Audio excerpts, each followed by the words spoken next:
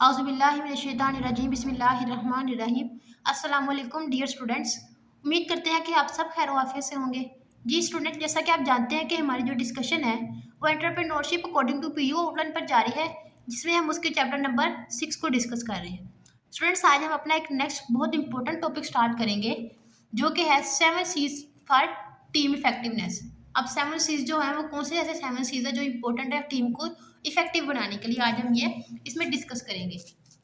Students, हमने इससे पहले पढ़ा था कि कैरेक्टरिस्टिक्स को क्या मतलब एक जो इफेक्टिव टीम है उसकी क्या कैरेक्टरिस्टिक्स होती है, उसको किस तरह परफॉर्म करना चाहिए। आज हम इसमें पढ़ेंगे जिस मतलब जो 7 सीज हैं, मतलब क्योंकि उनका स्टार्ट सीज है ना सबका, इसलिए उन्होंने उसका नाम रख दिया 7 Cs of effective team effectiveness. आज हम इनको डिस्कस करेंगे। चलिए आइए अपने टॉपिक को स्टार्ट करते हैं।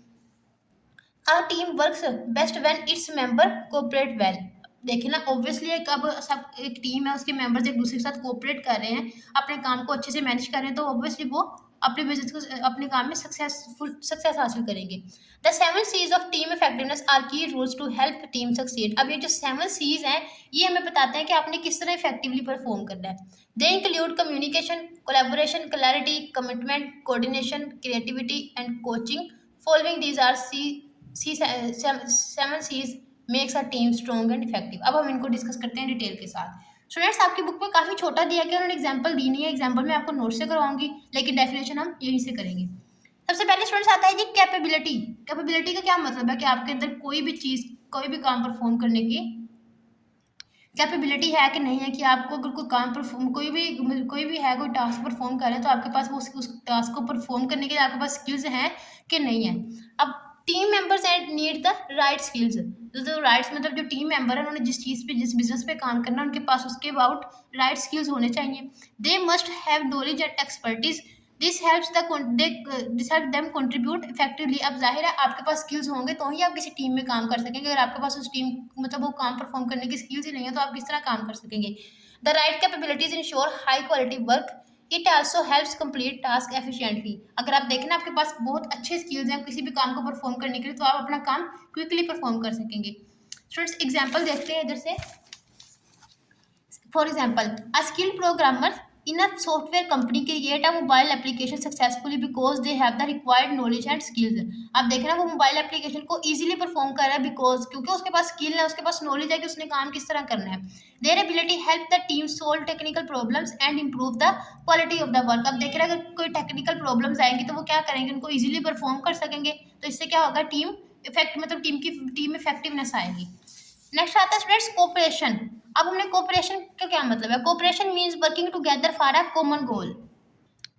मीन्स कि आपने जो भी काम परफॉर्म करना है वो एक दूसरे के साथ कोऑपरेट करना है, मतलब आप कोऑपरेट करना है, क्योंकि आप जब टीम में वर्क कर रहे हैं तो आप सबका गोल एक ही है। टास्क मेनली डिफरेंट होते हैं लेकिन गोल तो सबका एक होता है। वो क्या होता है, growth of business. Team members focus on team objectives not personal interest. मतलब टीम ऑब्जेक्टिव्स पे फोकस करना है कि पूरी टीम क्या, मतलब पूरी टीम किस काम की अचीवमेंट के लिए काम कर रही है। जो ये नहीं देखना कि मैं क्या चाहता हूँ, टीम मेंबर्स पे देखना है कि टीम मेंबर्स मतलब पूरी टीम का किस चीज़ में इंटरेस्ट है। It leads to higher productivity. It also helps smooth interaction between team members. इससे क्या होता है, आप देखें ना टीम मेंबर्स एक दूसरे के साथ कोऑपरेट कर रहे हैं, मिलजुल कर काम कर रहे हैं, एक ही टास्क पर सारे काम कर रहे हैं, तो इससे क्या होगा, उनके दरमियान इंटरेक्शन बढ़ेगी। एग्जाम्पल देखते हैं students. For example, students in a group assignment help each other in research and presentation to complete the project on time। देखिए ना, अब स्टूडेंट्स हैं, उन सबको एक ग्रुप ऑफ स्टूडेंट्स हैं, उन सबको असाइनमेंट दी गई है जी, ये असाइनमेंट है आपकी, तो वो क्या करेंगे, मतलब डिफरेंट टास्क डिवाइड करेंगे, जैसे हमने पिछले लेक्चर में पढ़ा था। तो इससे क्या होगा, by working together and supporting one another they achieve better results. अब देखिए ना, सब मिलकर काम कर रहे हैं, सब ने मतलब डिफरेंट टास्क दिए गए हैं, तो वो डिफरेंट काम अचीव, गोल तो सबका एक है ना, सब काम तो सिर्फ अपनी प्रेजेंटेशन के लिए ही कर रहे हैं, लेकिन टास्क डिफरेंट है। तो जब वो मिलकर इस मतलब इनके ऊपर काम करेंगे तो इससे क्या होगा, वो बेटर रिजल्ट्स को अचीव करेंगे। नेक्स्ट आता है स्टूडेंट्स कोऑर्डिनेशन। अब कोऑर्डिनेशन का क्या मतलब है। Coordination align team members efforts. मतलब आप किस तरह एक दूसरे के साथ किस तरह कोऑर्डिनेट कर रहे हैं। It reduces redundancies and confusion. अब देखें ना, आप एक दूसरे के साथ अगर कोऑर्डिनेशन बना रहे हैं तो इससे क्या होगा, इस तरह तो नहीं हो, फिर अगर आप नहीं कर रहे हैं, आप अपना काम खुद ही करते जा रहे हैं, तो इससे हो सकता है कि जो काम आप परफॉर्म कर रहे हैं वो कोई और भी परफॉर्म कर रहा हो, इससे तो फिर बिजनेस का काम खराब हो जाएगा। तो इसे वो क्या कहते हैं, it reduces redundancies and confusion. अगर आप कोऑर्डिनेशन कर रहे हैं तो आपकी मतलब आप जो काम आप कर रहे हैं तो इस तरह रिपीट तो नहीं हो सकता ना, फिर वो ही कोई काम कोई और करे, फिर वो ऑब्वियसली वो दूसरा वर्कर कोई और काम परफॉर्म करेगा। Work flows work flows become more efficient, everyone work together toward the same गोल। मतलब हर कोई किसकी तरफ, मतलब हर किसी का क्या, अगर आप टीम में काम करें तो सबका गोल तो सेम है ना। दिस मिनिमाइज डिलेज और ओवरलैप्स। ओवरलैप का क्या मतलब है कि काम घुल मिल जाना किसी चीज़ का, कि वो भी वही परफॉर्म कर रहा है सब, मतलब वो कहते हैं ना कि मिसअंडरस्टैंडिंग सी आ जाती है किसी भी चीज़ में, कोई सही से काम परफॉर्म नहीं हो पाता। अब इसके एग्जाम्पल को देखते हैं। Cricket cricket players communicate during the match to plan strategies. अब देखें ना, कभी जो क्रिकेट प्लेयर है वो क्या करते हैं ड्यूरिंग द प्लान, आपने अक्सर देखा होगा क्रिकेट टीम में कि जब जब भी कोई वो स्ट्रेटजीज बनाते हैं, कोई हार्ड टाइम्स आते हैं, सब इकट्ठे होते हैं, वो स्ट्रेटजीज बनाते हैं कि अब ये क्या किया जाए, किस तरह फील्डिंग सेट की जाए, किस तरह बॉलिंग सेट की जाए। तो इससे क्या होता है, good communication improves team work and help players perform better. Next आता है स्टूडेंट्स कम्युनिकेशन। बहुत इंपॉर्टेंट टॉप स्टूडेंट्स, ये बहुत इंपॉर्टेंट है, शॉर्ट में भी आ सकता है ये। कम्युनिकेशन बहुत मैटर करती है, कोई भी आप काम परफॉर्म करें, ज़रूरी नहीं कि बिजनेस में, हर जगह आप टीचिंग कर रहे हैं, आप कोई वैसे काम कर रहे हैं, या फिर आप कोई मार्केट में सेलिंग कर रहे हैं, तो आपकी कम्युनिकेशन बहुत डिपेंड करती है, जो कि हमेशा रिस्पेक्टफुल होनी चाहिए। Effective communication is a very important, it helps share information and ideas. कि आप कम्युनिकेशन का क्या मतलब है, अपने अपने आइडियाज़ को शेयर करना और दूसरों के आइडियाज़ को भी सुनना। It allows feedback to be expressed clearly. देखिए ना, अगर आप कम्युनिकेट कर रहे हैं तो आपको दूसरे का पता चलेगा कि उसके क्या पॉइंट ऑफ व्यू है, वो क्या चाहता है। Communication avoids misunderstandings. अगर आप देखें ना, कम्युनिकेशन कर रहे हैं आप अपने टीम मेंबर्स के साथ, तो जो मतलब आपके माइंड में कुछ डाउट्स आ रहे हैं और आप उनके साथ कम्युनिकेट कर रहे हैं कि मुझे मुझे ये ऐसे लग रहा है, ऐसे लग रहा है, तो इससे क्या होगा, आपके डाउट्स क्लियर होंगे, मिसअंडरस्टैंडिंग नहीं होगी। It keeps everyone on the same page for team work. अब देखें ना, आप कम्युनिकेशन करके काम करेंगे तो ऑब्वियसली आप अपने काम पर ही स्टे करेंगे, आप अपने काम से इर्द गिर्द तो नहीं जाएंगे ना। अगर आप कम्युनिकेशन करेंगे तो आपको पता चलेगा कि मैंने किस तरह काम को परफॉर्म करना है, वो दूसरा इंसान क्या कर रहा है, उसके क्या आइडियाज़ है। इससे आपको दूसरों के आइडियाज़ का भी पता चलता है कम्युनिकेशन से। एग्जाम्पल देखते हैं स्टूडेंट्स। अब देखें स्टूडेंट्स, मतलब एक ग्रुप ऑफ स्टूडेंट्स है, वो एक प्रोजेक्ट पे काम कर रहे हैं। अब एक स्टूडेंट है, उसको कोई कन्फ्यूजन आ रही है, वो कह रहा है कि यहाँ से ऐसे होना चाहिए, यहाँ से ऐसे होना चाहिए। अब वो ये तो नहीं करेगा कि डायरेक्ट वो पकड़ के अपने अपनी मर्जी से अपने काम को सेट कर दे, उसको क्या करना चाहिए, उसको कम्युनिकेट करना चाहिए अपने टीम मेंबर्स के साथ कि ये ऐसे आ रहा है, मैं ऐसे कर सकता हूँ कि नहीं कर सकता। अगर वो कम्युनिकेट करेगा तो सब जब मिलकर डिसीजन लेंगे तो वो क्या होगा, वो बेटर डिसीजन होगा, सबके लिए काबिल कबूल होगा। नेक्स्ट आता है स्टूडेंट कोग्निशन। कोग्निशन किसे कहते हैं, cognition means shared understanding in the team. अपने आप मतलब अपने व्यूज को दूसरों के साथ शेयर करना। Everyone must know the team goal. मतलब हर किसी को टीम के गोल का पता होना चाहिए कि टीम क्या चाहती है, टीम क्या अचीव करना चाह रही है।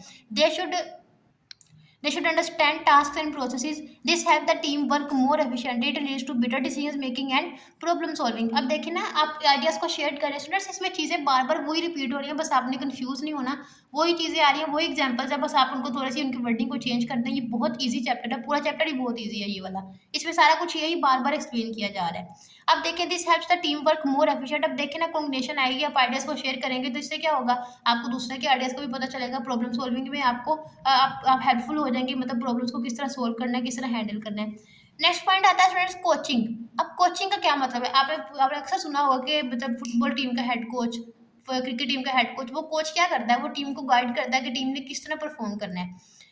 Coaching mean guiding and monitoring the team members. Monitoring means उन पे काउंटर, उनके चेकिंग बैलेंस रखना कि टीम मेंबर्स किस तरह काम कर रहे हैं। It helps improve their skills and performance. इससे क्या होगा कि अगर तो कोई टीम मेंबर कोई लेजीनेस दिखा रहा है, तो इससे क्या होगा, जब उसको पता होगा मेरे ऊपर प्रॉपर चेकिंग बैलेंस है, तो वो क्या करेगा, अपने काम को अच्छे से सर अंजाम देगा। Effective coaching helps individual grow. अब जो कोचिंग है वो भी इफेक्टिव होगी तो फिर ही वो काम करेगी ना। अगर कोई भी कोच है, अगर वो इफेक्टिव से मतलब इफेक्टिव काम करेगा, सही से चेकिंग बैलेंस रखेगा, तो ही है कि टीम मेंबर्स इफेक्टिवली काम करेंगे। It also develops the entire team. This ensures long term success. मतलब कोचिंग एक हिसाब लगा लें, ये लीडरशिप ही की तरह है, तो किसी टीम को मैनेज करना, उसको मोटिवेट करना। एग्जाम्पल को देखते हैं।